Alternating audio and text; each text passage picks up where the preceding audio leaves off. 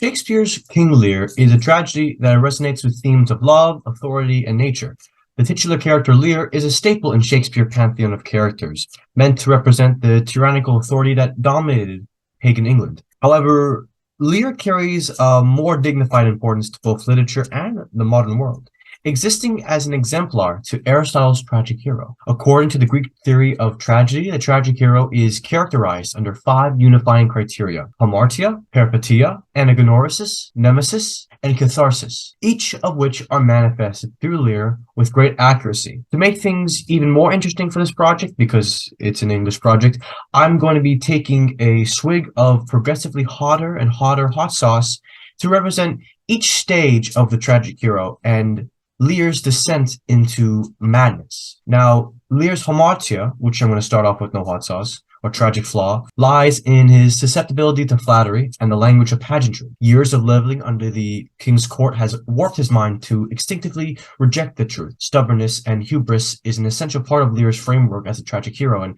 this is evident at the start of the play when he's dividing his kingdom. Outraged by Cordelia, who refuses to participate in his superfluous test of love, Lear says, How, Cordelia, mend your speech a little, lest you mar your fortunes. What was initially a foolish attempt at fostering peace between his people and family quickly devolves into chaos. Brought about by pride, Lear fails to recognize Cordelia's refusal to respond as a genuine display of love, perceiving it rather as betrayal. Propelled by rage, Lear disowns Cordelia and banishes her from the kingdom. When Kent sides with her and implores Lear to see beyond the flattery of his other daughters, hamartia becomes manifested through the line, "Come not," between the dragon and his wrath. Lear's kingship is a dominant part of his personality that ultimately nurtures this pride.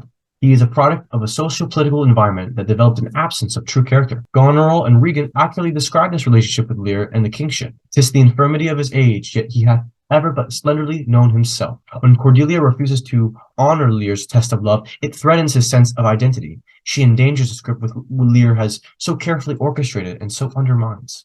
When Lear removes himself from political power and retains his title as king nonetheless, it only further illustrates this unique relationship he shares with the crown. Only we shall retain the name and the addition to a king. Beloved sons, be yours. As long as he remains holistically attached to the kingship, Lear's understanding of himself remains intact. His prolonged sense of pride, however, disables him from fully grasping the gravity of the situation. Blinded by his pride and longing for identity, Lear's hubris drives the play forward by initiating a reverse of fortune, or peripeteia. Okay, now moving on to peripeteia, I will be taking a swig of this chili sauce, which is not too hot. Let me just quickly... It's not that bad. Okay. After banishing all those who were truly loyal to him, Lear surrounds himself now by those who conspire against him. And it's in Act 2 that peripeteia is brought into the spotlight. When Lear discovers that both Regan and Goneril advocate for the reduction of his train, he sees this as a supreme expression of filial betrayal. If it be you that stir these daughters' hearts against their father, fool me not so much to bear it tamely, touch me with noble anger. Furthermore, Lear's personal connection with the kingship causes him to view Goneril and Regan's decision as an attack on his pride as well, the very thing that has driven him to this confrontation. Lear becomes fully enveloped by the consequences of his actions, eventually being driven into the rugged elements by Goneril and Regan. This moment in the play marks a turning point in Lear's character, more specifically with respect to his sanity.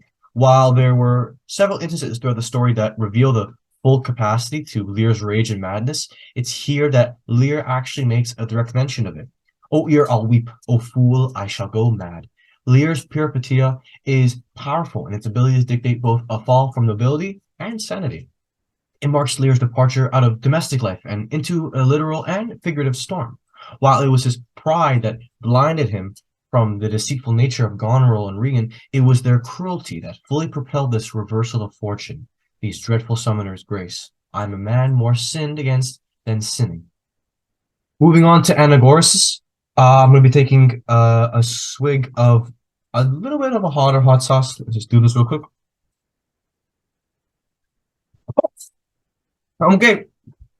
Anagnorisis is a point in the play where the hero partially recognizes their tragic flaw. Lear's realization of both his failure as a king and father are scattered throughout the course of the play. In the beginning, Lear never explicitly makes note of his blindness, but rather the impact his rage has on others. After facing Goneril, Lear makes his way to Gloucester's castle, where he reflects on Cordelia's banishment. He goes, "I have done her wrong." It's one of the first moments in the play where Lear expresses guilt as a proud king, a type of behavior sharply contrasting the title he's established for himself. Anagorasis is something that appears again when a shocking degree of clarity washes over Lear during his time in the storm. "Poor naked wretches, who as you are, that by the pelting of this pitiless storm, a broken man," Lear learns compassion. He reflects, oh Jesus, my throat, that there are many people in the world who have very little protection from physical storms. No longer bound by a kingly status, Lear learns to briefly remove himself from his conceit and pride to discover empathy. Unfortunately, this tragic understanding is short-lived as his descent into madness promptly quickens.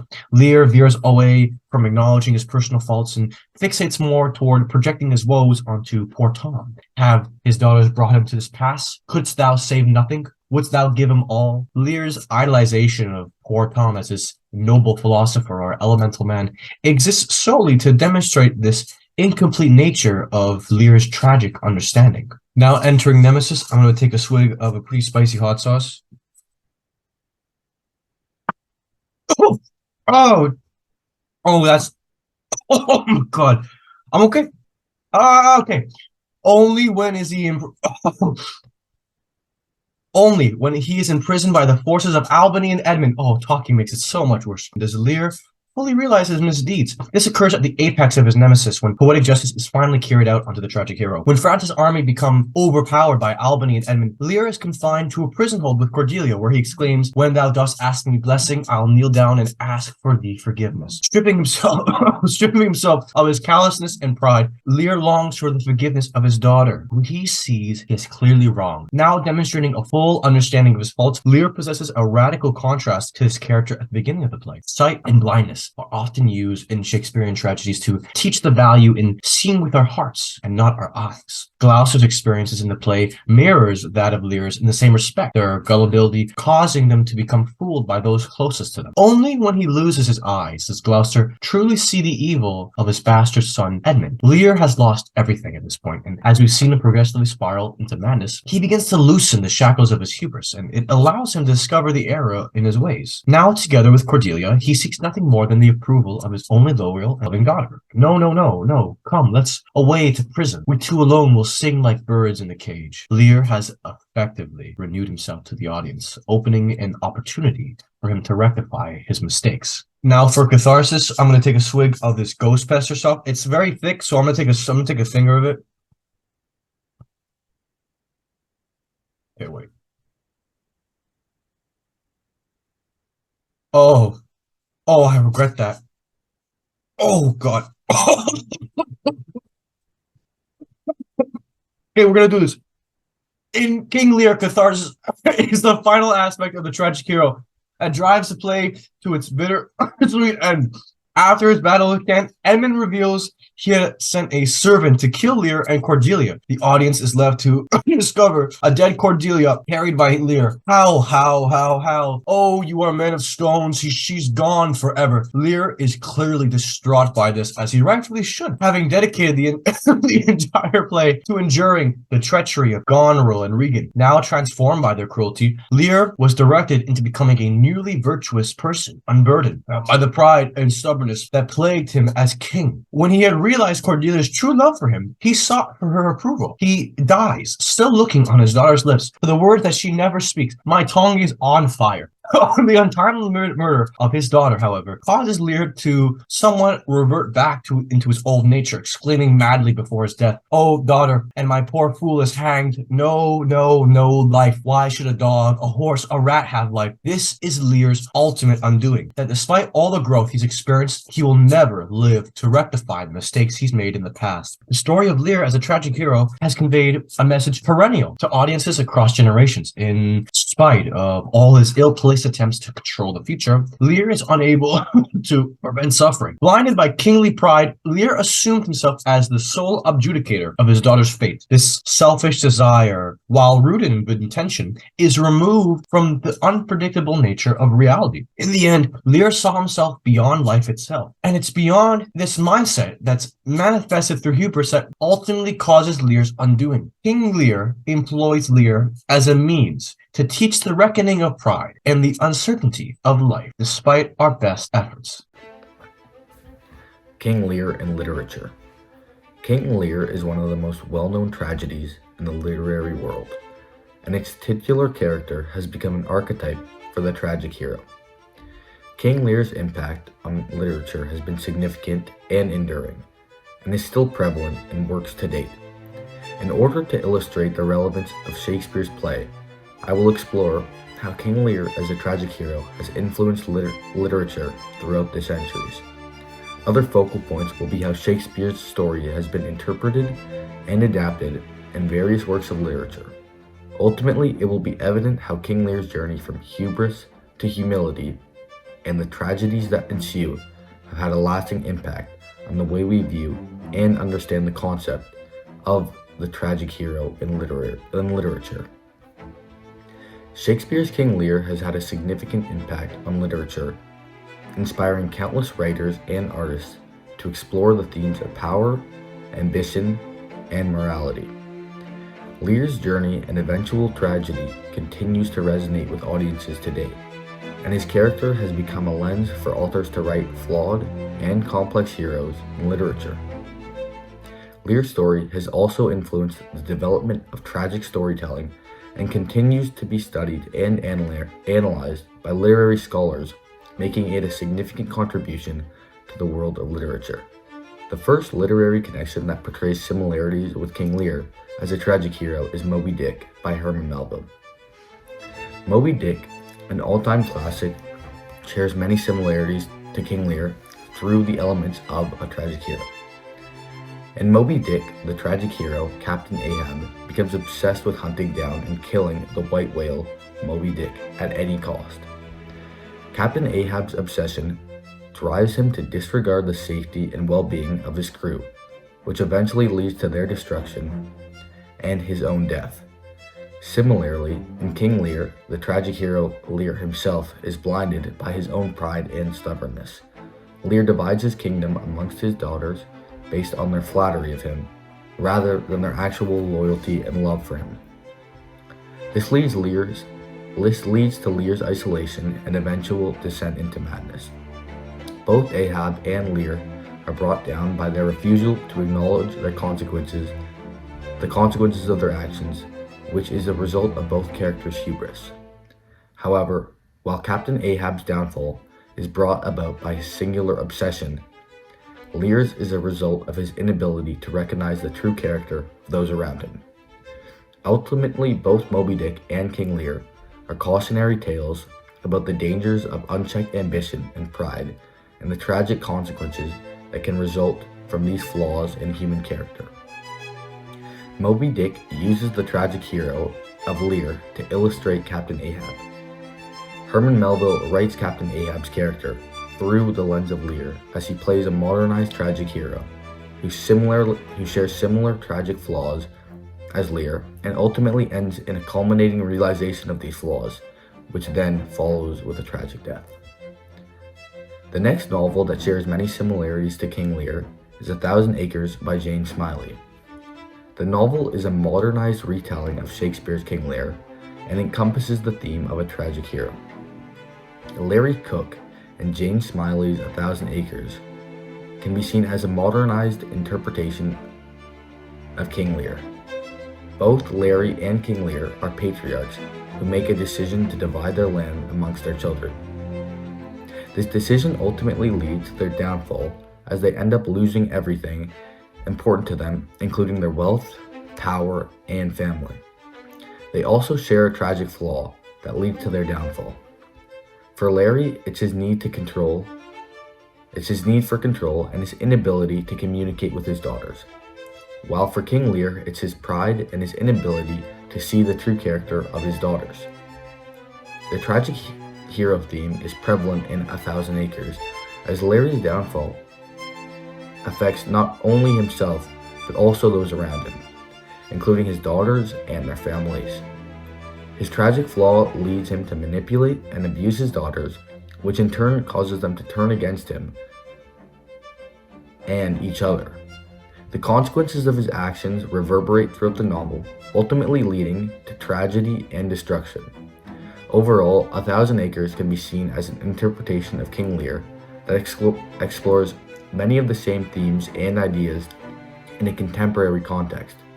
By retelling the story of King Lear through the lens of a modern farming and family dynamics, Smiley creates a powerful and moving portrait of a tragic hero and his downfall.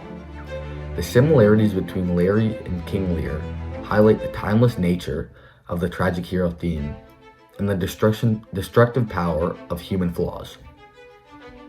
Both Moby Dick and A Thousand Acres exemplify the importance William Shakespeare's King Lear and his portrayal of the tragic hero had on each novel. They illustrate this ageless theme and highlight the importance and relevance the encompassing lessons King Lear as a tragic hero teaches. King Lear as a tragic hero teaches us about the dangers of pride, the consequences of bad decision making, the importance of family and loyalty, the destructive power of jealousy and envy, and the inevitability of death, and the fleeting nature of power. The story of King Lear has a significant impact on literature to date, and will continue to influence the way authors write their stories and their characters. Shakespeare's works explore the complexities of human nature. He explores the depths of the human psyche and the emotions that drive individuals to do good and bad. This exploration of human nature makes Shakespeare's works timeless and universally relevant because the truths he uncovers still hold up to this day. Yep, on a daily basis I consume enough drugs to sedate Manhattan, Long Island, and Queens. Jordan Belfort from the Wolf of Wall Street movie, based on the real-life story of Jordan Belfort, and King Lear are similar in that both have considerable social standing. King Lear being the King of England, and Jordan Belfort being a wealthy and successful stockbroker. They both exhibit the same tragic flaw: hubris. Jordan Belfort's hubris can be seen in his continuous pursuit of money and power. He defrauds his investors for personal gain, cheats on his wife, parties his heart out, consumes a bunch of drugs, believing himself to be untouchable and above the law. However, his illegal activities and reckless behavior finally catch up to him, resulting in him having to confront reality for the first time since he became rich. Jordan is ultimately brought down and imprisoned. However, this turn of events helps him find his senses. The real Jordan Belfort is now a law-abiding business owner and motivational speaker. King Lear's hubris is on full display in his choice to divide his realm among his 3 daughters based upon their flattery of him. He believes that his authority will continue to exist after he's given up his power, but instead he loses control of his realm and descends into a state of insanity. Similar to Jordan Belfort, this confrontation with reality serves to help King Lear come to his senses as he recognizes his past wrongdoings by the end of the play. Both characters also suffer great personal losses as a result of their actions. King Lear loses his kingdom, his family, and ultimately his life, while Jordan Belfort loses his wealth, his reputation, as well as his family. Overall, both King Lear and Jordan Belfort can be seen as tragic heroes who display hubris, leading to their downfall, but the consequences of their actions ultimately help them become more comprehending individuals.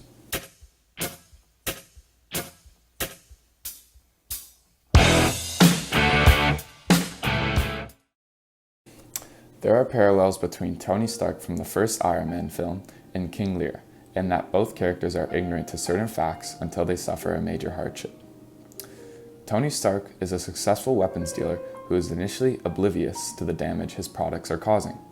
He is hyper-focused on making money and establishing himself as a big name in the industry and pays little mind to the consequences of his actions. It is not until he is captured by terrorists and forced to build a weapon of mass destruction that he realizes the full extent of his actions and begins to question his prior beliefs. This painful experience forces Tony to confront the truth of the situation, prompting him to reassess his values for the better. Similarly, King Lear is a powerful character who misinterprets the consequence of his actions due to hubris. He divides his kingdom among his 3 daughters based upon the flattery they showcase to him, but fails to recognize the true character and intentions of each one. It's not until he's stripped of everything he once thought to be inherent that he begins to understand the true nature of the world around him. This traumatic experience forces Lear to confront reality and prompts him to reevaluate his beliefs and values for the better. Both characters initially see reality as it suits them. They don't take into account how others might feel or the impact of their actions, but they both experience a significant turning point in their lives that forces them to confront their blindness and reevaluate their values. In conclusion, Shakespeare's ideas are universal because they transcend time and culture.